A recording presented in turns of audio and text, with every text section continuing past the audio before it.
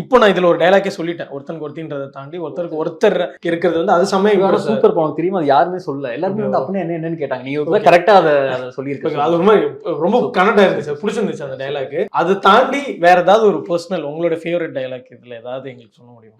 அது ட்ரெய்லர்லயே இருக்கு. அதாவது ஒரு 4-5 பேரை வந்து பாத்துருப்போம் சொல்லுங்கப்பா. அது வந்து அது வந்து கில்ஸ் இல்ல. ஒரு பொண்ணு எவ்வளவு ஃப்ரஸ்ட்ரேட் ஆயிருந்தா அப்பா கிட்ட போயிட்டு என்னால முடியலப்பா, நான் என்ன பொம்மையாப்பா, ஒரு தடவை போய் பொண்ணு ஒரு டைம் நின்னு அவன் பார்த்து பேசி. ஸோ அதுல எக்ஸ்டென்ஷன் டைலாக் ஒன்று சொல்லுவான். என்னன்னா, உங்க எல்லாத்துக்கும் காரணம் தான் தெரியுது, பட் நான் அவங்க எல்லாத்தையும் புருஷனா பாக்குறேன் அப்படின்பா. Which is very painful dialogue. இல்லை, ஏன்னா நம்ம என்ன பண்றோம், ஒரு காரணம் தான்.